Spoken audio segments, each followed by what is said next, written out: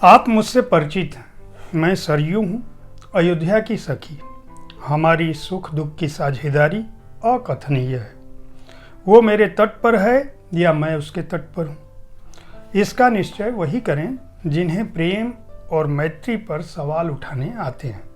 मेरे लिए इतना ही सच है कि मैं और अयोध्या एक दूसरे के लिए हैं।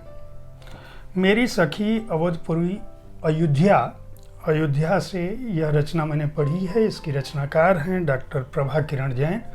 प्रभा किरण जैन जी हमारे साथ आज साहित्य स्टूडियो में साहित्य तक के शब्द रथी कार्यक्रम में मौजूद हैं अतिथि के तौर पर। आपका बहुत बहुत स्वागत है हमारे कार्यक्रम। बहुत बहुत धन्यवाद पांडे जी आपका। मैं अपने दर्शकों को बता दूं कि प्रभा किरण जैन जी एक बहुत ही अच्छी रचनाकार हैं। राष्ट्र को समर्पित, देश को समर्पित, भारत की सभ्यता और संस्कृति को समर्पित इनकी रचनाएं भारत की सभ्यता के साथ साथ उसकी राजनीतिक गतिविधियों और संसद तक भी पहुंचती हैं। इसके अलावा वे देश के रणबांकुरों यानी जिन लोगों ने अपने को देश के लिए समर्पित कर दिया है उन पर भी रचनाएं लिखती रही हैं। खास बात यह कि आपका जो मूल स्वर है वह कवयित्री का है, समीक्षक का है, लेखक का है, आलोचक का है या एक किस्सा गो का है। यह हम इन्हीं से जानेंगे। आज जिन पुस्तकों पर हम बात करेंगे उनमें है भारतनामा, भारत का नामकरण, परमवीर परवाने, परम चक्र विजेताओं की शौर्य गाथाएं हैं। इनमें आपकी कविता संकलित है।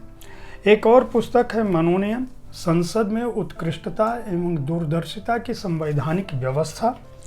और जिस पुस्तक का जिससे मैंने कविता की जो शुरुआती पंक्तियां हैं पढ़ी थी, मेरी सखी अवधपुरी अयोध्या, इस पर बातें करेंगे।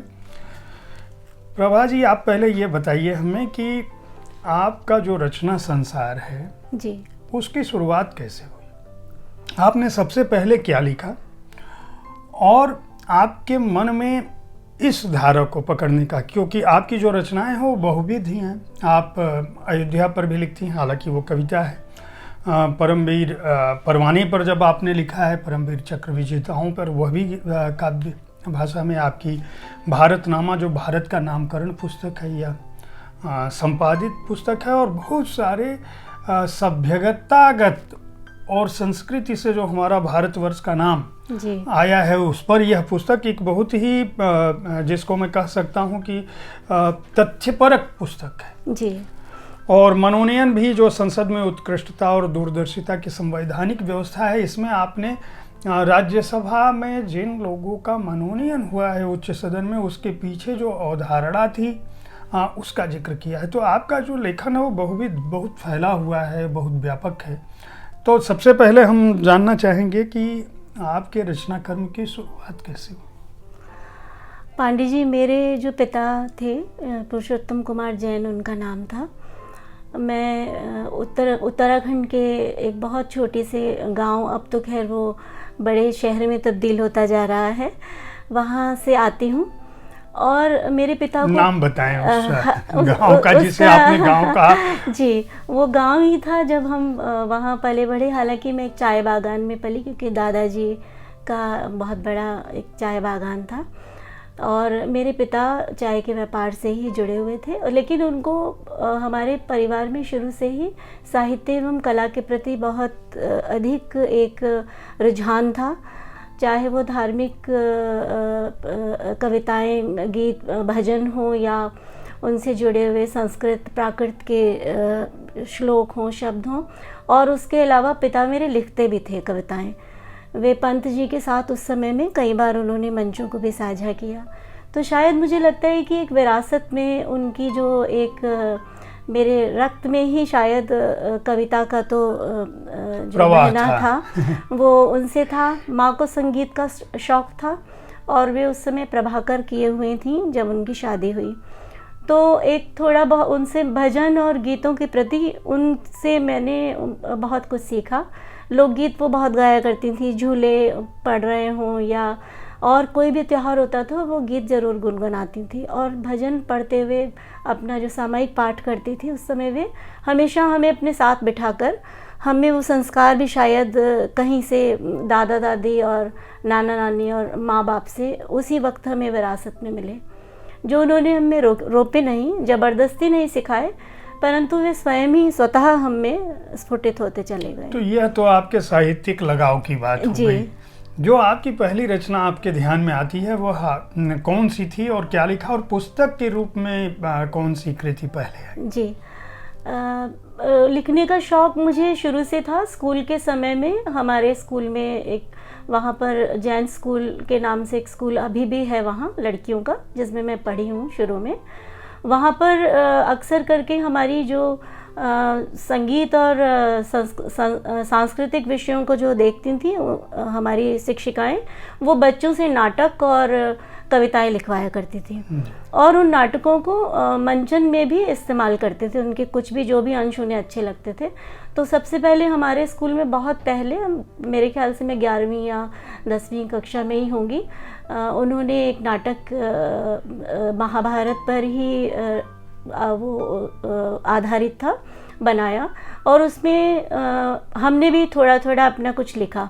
उसके अलावा डिबेट्स होते थे उसमें, वो हमें बहुत उकसाते थे कि हम अच्छी तरह लिखें और उसको प्रस्तुत भी करें।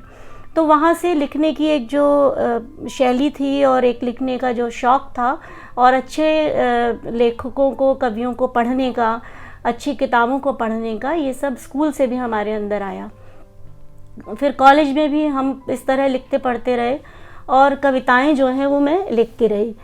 मेरी पहली पुस्तक जो है वो एक शिशु गीत संकलन है, रंग बिरंगे बैलून।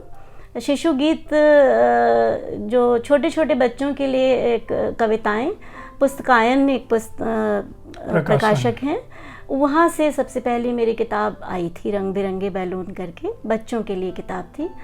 उसके बाद नागफनी सदाबहार है, कविताओं की पुस्तक मेधा बुक्स से आई, और उसके बाद ये सिलसिला तरह तरह की पुस्तकों में, जिसमें मैंने बच्चों के लिए भी लिखा, किशोरों के लिए भी लिखा, और फिर शोध विषय भी कुछ उठाए, जिसमें भारतवर्ष का नामकरण, और फिर राज्यसभा के मनोनीत सांसदों पर। मैं अभी इसी पुस्तक पर आता हूँ, चूँकि देश आज़ादी के 75 सालों का उत्सव मना रहा है, और ऐसे समय में बार बार यह बात होती है कि भारत एक देश के रूप में क्या है, भारत का जो भौगोलिक या सांस्कृतिक या सभ्यतागत इतिहास है वह क्या है।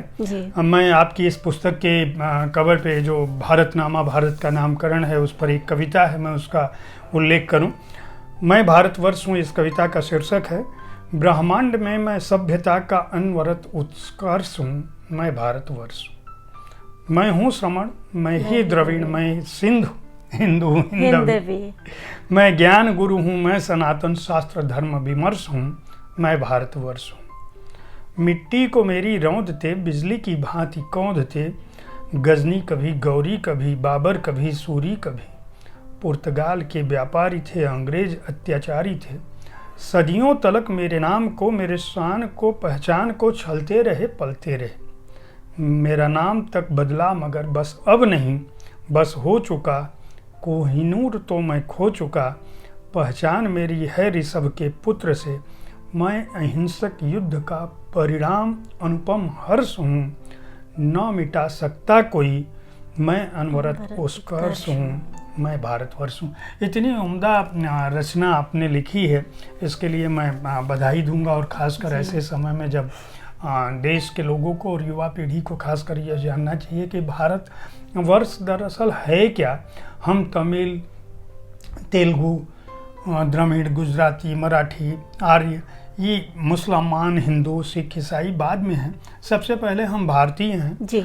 तो ये जो भारतीयता का इस पुस्तक के लेखन के बारे में आपने कैसे सोचा, और इसकी जो रचना प्रक्रिया है, मैं देखता हूँ इसमें बहुत सारे उत्कृष्ट उल्लेख हैं और बहुत सारे बड़े लेखकों से आपने लेख लिया। जी, जी, जी। तो ये बात दिमाग में कैसे आई कि मुझे इस कहाँ आप बच्चों को के लिए लिख रही थी, कविता लिख रही थी, फिर आपने? पांडे जी, हुआ यूँ कि हमारे एक धर्मगुरु रहे हैं जो अब नहीं रहे, आचार्य विद्यानंद जी। बहुत बरसों पहले, लगभग 3-4 दशक पुरानी बात है, उन्होंने एक बार मुझसे ज़िक्र किया कि हमारे देश का नामकरण जो है वो ऋषभ देव के पुत्र भरत के नाम पर हुआ था, ना कि दुष्यंत के पुत्र भरत के नाम पर हुआ। मेरे मन में ये बात कहीं रह गई, लेकिन मुझे ये भी लगा क्योंकि धर्मगुरु अपनी तरह से हर बात की व्याख्या करते हैं, और मुझे लगा कि एक निष्पक्ष भाव से इस पक्ष को देखने की बहुत अधिक आवश्यकता है। क्योंकि मैं स्वयं उस सामने से आती हूँ, तो मुझे ये भी लगा कहीं मन में कि कहीं ऐसा तो नहीं है कि आचार्य श्री ने मुझे क्योंकि बहुत सारी बातों को, उनको इतिहास और पुरातत्व इन सब में उनका बहुत रुचि थी और बहुत काम किया उन्होंने। लाल बहादुर शास्त्री विद्यापीठ में प्राकृत भाषा का जो आज पठन पाठन होता है वो उन्हीं की वजह से संभव हो पाया।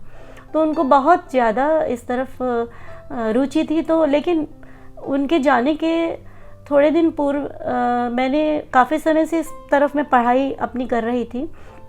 मैंने बहुत सारे आख्यानों को पढ़ा, बहुत सारी किताबों को देखा, टटोला, और मुझे ये लगा कि ये सिर्फ एक किसी धर्म से जुड़ा हुआ मुद्दा नहीं है, संप्रदाय से जुड़ा हुआ मुद्दा नहीं है। ये देश के नामकरण का एक बहुत महत्वपूर्ण विषय है, जिसका आधार, सत्य आधार, प्रामाणिक आधार हमें अपनी पीढ़ी को बताना बहुत ज़रूरी है।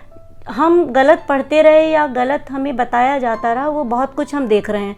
आज के समय में इतिहास के पुनर्लेखन के बारे में बार बार चर्चा उठ रही है और उस तरफ काम भी किया जा रहा है, किंतु इतिहास के सत्य पक्षों को एवं वास्तविक पक्षों को निष्पक्ष भाव से और एक संप्रदाय, धर्म एवं किसी भी एक आमनाय विशेष से हटकर अगर हम लिखेंगे, कहेंगे और उसको प्रतिष्ठापित करेंगे दोबारा से, तब तो उस पुनर्लेखन का कोई महत्व मुझे लगता है कि हम आने वाली संतति को, और जो वर्तमान में संतति हमारी पढ़ रही है या हम जैसे लोग भी जो अभी सीख ही रहे हैं, पढ़ रहे हैं बहुत सारे विषयों को, उसके प्रति जो है वो एक प्रसन्नता से उन सभी चीज़ों को हम ग्रहण करें। अन्यथा थोपे जाना और किसी बात को तोड़ मरोड़ के लिखना, पेश करना, उससे कोई भी आगे कुछ भी होने वाला नहीं है।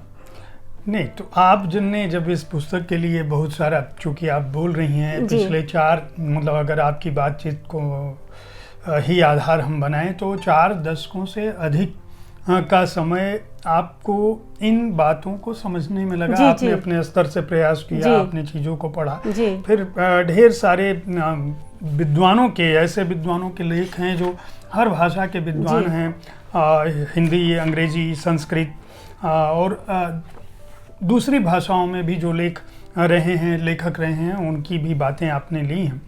आपकी अपनी निष्पत्ति क्या है? मैं चाहूँगा कि हमारे दर्शकों को ये बताएं कि वाकई भारतवर्ष का नाम किस रूप में पड़ा, और ये जो व्यतिक्रम आया है इतिहास को पढ़ने का आज के युवाओं के बीच में, उनको समझ में नहीं आता कि ये भारत है क्या, भारत का असली नाम क्या है, या हमने भारत का नाम कोई ऐसे, जैसा कि आपने कहा, बहुत तायत लोगों का यही मानना है कि यह जो है शांतनु से जुड़ा हुआ है।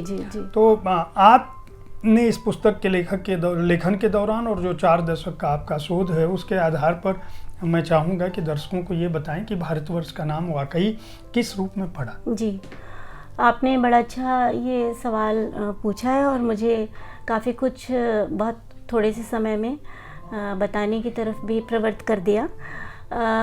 देखिए, भारतवर्ष जो है वो एक, अगर हम उसको देखें तो सबसे पहले उसका जो नाम, बहुत सारे नाम आए हैं, जैसे आर्यव्रत भी आया है, बहुत कुछ कहा गया है, अलग अलग हिम वर्ष कहा गया है।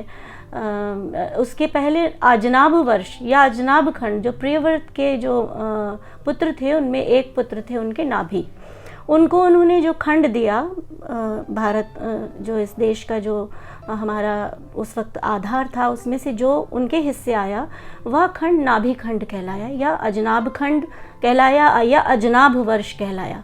वही खंड जब उन्होंने अपने पुत्र ऋषभदेव को दिया, तो ऋषभदेव ने उसी खंड को अपने पुत्र भरत को दिया। देखिए, ये कोई, इसमें ये एक ऐतिहासिक परिप्रेक्ष्य है, इसमें कोई भी किसी तरह की बनावट या बनावट नहीं है। ये अयोध्या के प्रारंभिक काल का एक दृश्य है, और जो हमारे हर एक शास्त्र में, चाहे आप पुराण उठा लीजिए, वेद उठा लें, महाभारत उठा लें, रामायण उठा लें, चाहे आप जैन जितने भी पुराण हैं, आदि पुराण हो गया है, हरिवंश पुराण है, इसके अलावा अगर आप इतिहासकारों की दृष्टि से देखें तो भी ये सारी जो तथ्य हैं ये बहुत सारे लोगों ने लिखे हैं।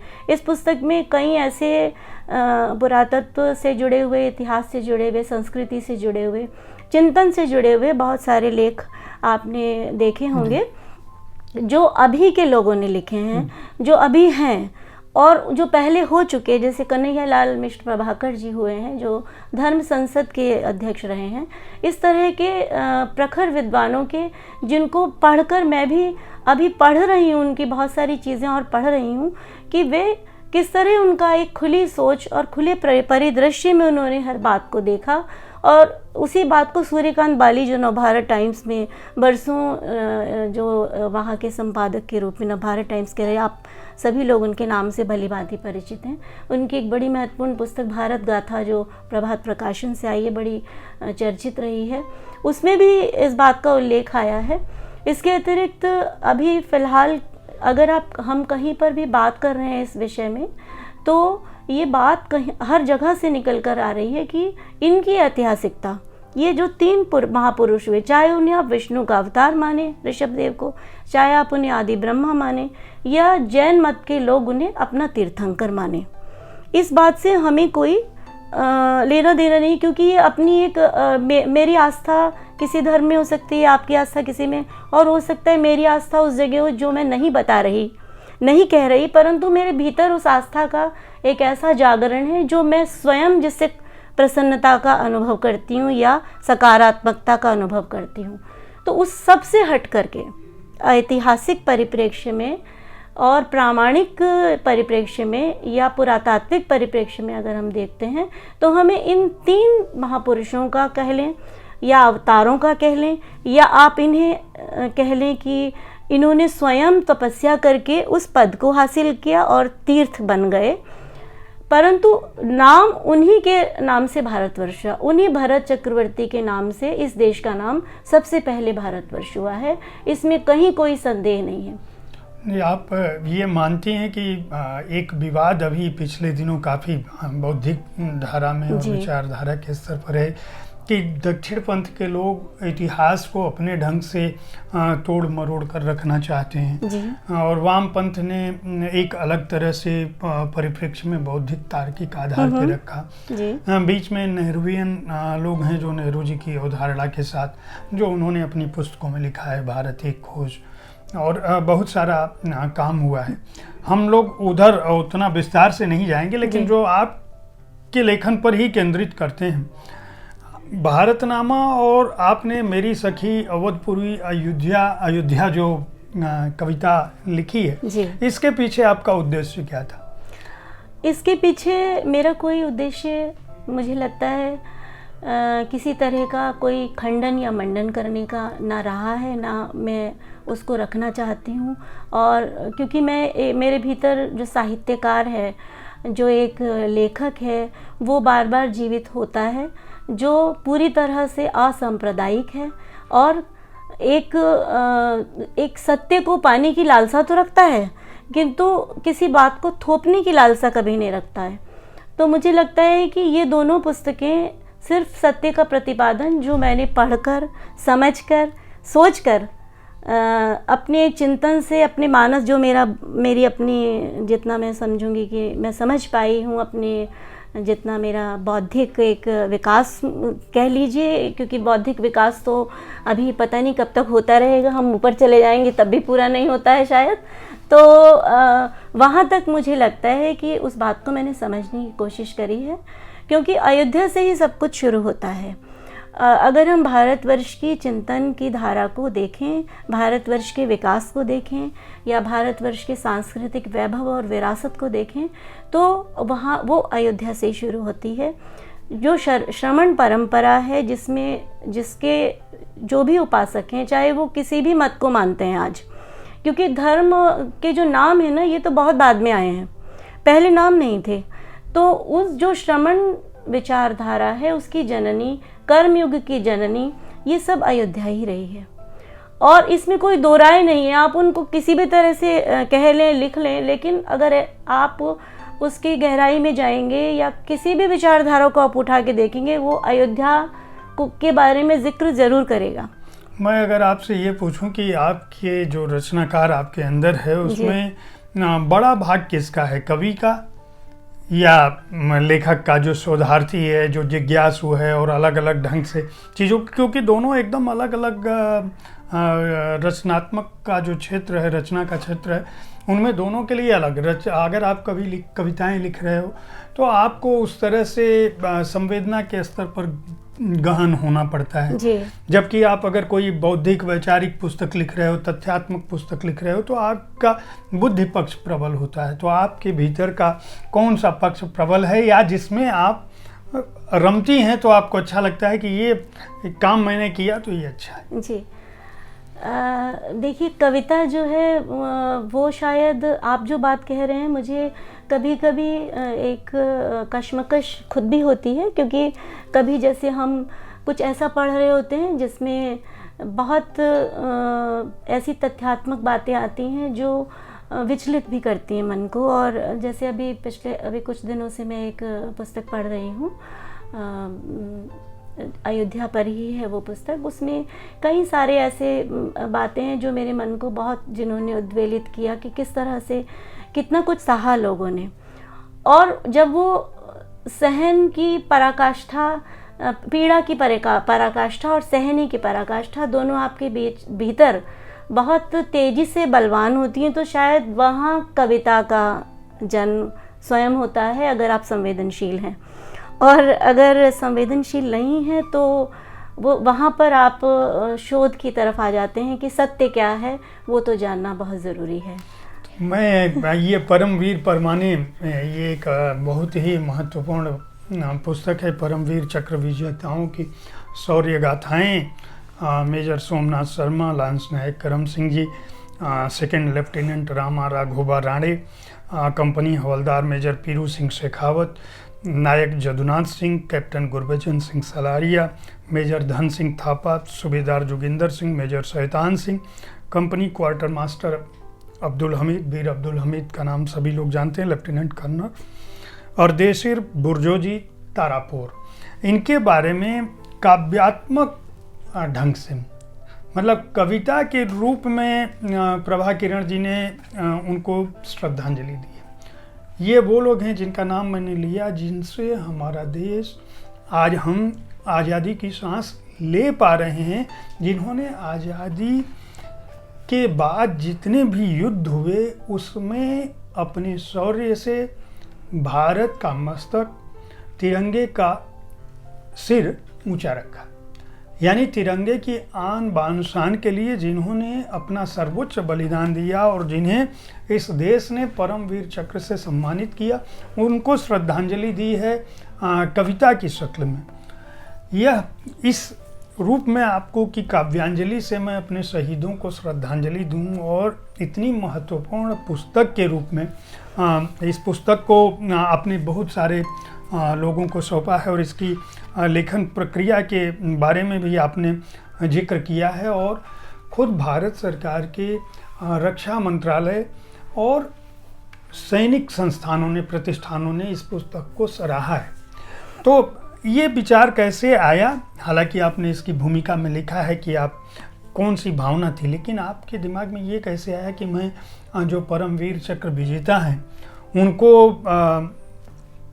इस रूप में याद करूं? जी, हुआ यूं था कि सेना के जो स्कूल हैं उनके बच्चों के लिए बाल कविताओं के लेखन के हेतु मुझसे बातचीत का सिलसिला आरंभ हुआ। तो जब मैं वहाँ मुलाकात के लिए उन्होंने मुझे बुलाया, और मैं जब वहाँ गई सेना भवन, तो बातचीत के दौरान ऐसे ही मेरे मुख से निकल गया। उन्होंने कुछ किताबें मुझे जैसे अपनी भी पढ़ने के लिए दी, वहाँ पर जो वो लोग अपनी काफ़ी पुस्तकों का प्रकाशन करते हैं। तो उन्होंने परमवीर चक्र विजेताओं से संबंधित किताबें भी मुझे अपनी प्रकाशन दिखाए। तो मेरे मुख से ऐसे निकल गया कि परमवीर चक्र विजेताओं के ऊपर भी जैसे हम रानी लक्ष्मीबाई की गाथा पढ़ते रहे हैं, बुंदेले हरबोलों के मुख, तो ऐसा कुछ हम अपने देश के जो इतना जिन्होंने सर्वोच्च बलिदान किया और आज हमारी स्वतंत्रता को कायम रखने में आज भी अपनी जान की बाजी लगाने के लिए दिन रात सजग खड़े हैं, ऐसे इन परमवीर परवानों के ऊपर हम कविता या गीत ऐसी प्रस्तुतियाँ क्यों नहीं हुई हैं अभी तक। तो कर्नल ग्रेवाल वहाँ उन दिनों थे, वो मुझे कहने लगे कि प्रभा जी बस ये काम तो हमने आपको सौंप दिया है, अब ये काम आप कीजिए।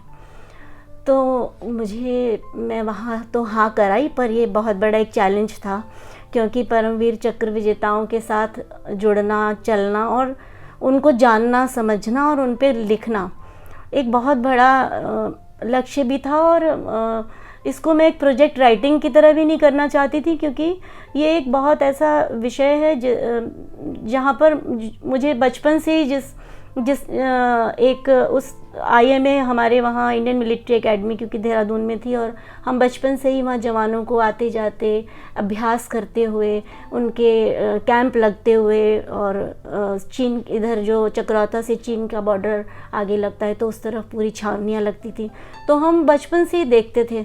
तो बड़ा एक उनको देख के मन, आज भी मैं अभी भी जो आपसे बात कर रही हूँ तो मन में एक ऐसा स्फुरण हो जाता है कि हमारे सारे रोंगटे खड़े होने लगते हैं कि अभी उनकी गाड़ियाँ जा रही हैं।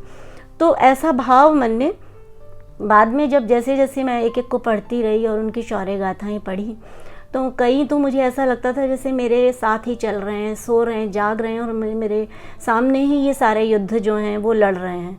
तो कुछ इस तरह से मैं इसको ला पाई। अभी कितना अच्छा बनी है तो ये तो पाठक बताएंगे। हालांकि विपिन रावत जी ने इसका लोकार्पण किया और वे बहुत खुश थे कि ऐसा कुछ मैं कर पाई हूँ। नहीं, इसकी भाषा बहुत सहज है, और ख़ास बात यह है कि ये कविता की शक्ल में आपको अपने देश पर जान न्यौछावर करने वाले शहीदों के बारे में, सेना के परमवीर चक्र विजेताओं के पूरे जीवन को कविता की शक्ल में आपने उतारा है। और आपको इस बात के लिए बधाई दी जानी चाहिए कि बहुत ही सहज और सरस भाषा है। इतनी आसान भाषा है कि इसको बच्चे भी समझ सकते हैं, और बड़ों को तो समझने में आसानी होगी, क्योंकि बहुत सारे लोगों का नाम तो हमने वैसे भी पढ़ा है, और जो भी इस देश को प्यार करता है या तो अपने पाठ्यक्रम में पढ़ा होगा या बाद के दिनों में भी पढ़ा होगा। तो परमवीर परवाने पढ़ी जानी चाहिए। इस पर एक लिखा है, यानी इसकी दूसरा भाग। हाँ जी, इसका आपने सही कहा है। इसका दूसरा भाग अभी मुझे करना है, जिस पर एक दो परमवीर चक्र विजेताओं के ऊपर मैं अभी लिख पाई हूँ, परंतु बाकी नहीं, क्योंकि ये बहुत ना इसको ये जब तक अपने साथ नहीं इनको जी पाते हो आप, तब तक इनके बारे में लिख नहीं पाते हो। मुझे ऐसा अनुभव, ये मेरा अपना व्यक्तिगत अनुभव रहा है कि जितना जिसके बारे में पढ़ा, जैसे पीरू सिंह शेखावत के बारे में पढ़ रही हूँ, तो मुझे ऐसा लगता था कि मैं पीरू सिंह शेखावत मेरे सामने कई बार एकदम जीवंत खड़े हो गए। पता नहीं, तो ये मेरा अपना एक उस वक़्त बहुत ज़्यादा उन्हीं के बारे में पढ़ रही हूँ, तो मुझे ऐसा महसूस हुआ, या शायद ऐसा महसूस होता होगा लिखते हुए लोगों को। किंतु मुझे लगता है कि जब तक हम इन सेना नायकों के साथ नहीं जीते, उनको अपने भीतर नहीं उतारते, इन परमवीर परवानों को अपने भीतर नहीं उतारते, तब तक उनके प्रति लिख नहीं पाते हैं। शायद इसीलिए इसका अगला भाग अभी तक पूरा नहीं कर पाई हूँ मैं। ये जो मनोनयन पुस्तक है, जो आपकी संसद में उत्कृष्टता एवं दूरदर्शिता का संवैधानिक व्यवस्था जी, ये दिमाग में आपके कैसे आया कि मैं ये कहाँ आप जो है संस्कृति पर, सभ्यता पर, इतिहास पर और देश पर, राष्ट्र पर लिख रही थी, और आप अचानक सियासत की तरफ रुझान आपकी कैसे हुई? नहीं, ये मैं इसको सियासत की तरफ रुझान नहीं मानती। असल में राजनीतिक शास्त्र मेरा विषय था MA में। मैं PhD करना चाहती थी, लेकिन PhD हमारे देश में क्या है कि जिस विषय पर आपने MA किया हो उसी में आपको PhD पे एडमिशन मिलता है। सच कहूँ, आज आपसे मन की बात साझा कर रही हूँ कि मैं हिंदी साहित्य में ही किसी विषय को पीएचडी का अपना विषय बनाना चाह रही थी, लेकिन मैं उसमें एडमिशन नहीं ले सकती थी क्योंकि मेरा जो हिंदी आपने स्नातकोत्तर स्तर पर नहीं पढ़ा था। तो ये हुआ कि मुझे जो है राजनीति शास्त्र से ही संबंधित विषय लेना होगा। मुझे लगा कि बहुत सारे नीरस जो विषय हैं उनको तो मैं नहीं उठा पाऊंगी, और मुझे ये लगा कि सबसे मेरे करीब जो साहित्य, संस्कृति एवं जो इस तरह की विचारधाराएं से जुड़े हुए उत्कृष्ट लोगों के प्रति अगर मैं कुछ उनकी बातों को ला पाऊँ तो शायद एक नया कुछ शोध होगा और उनके प्रति एक संचेतना भी शायद जागृत हो।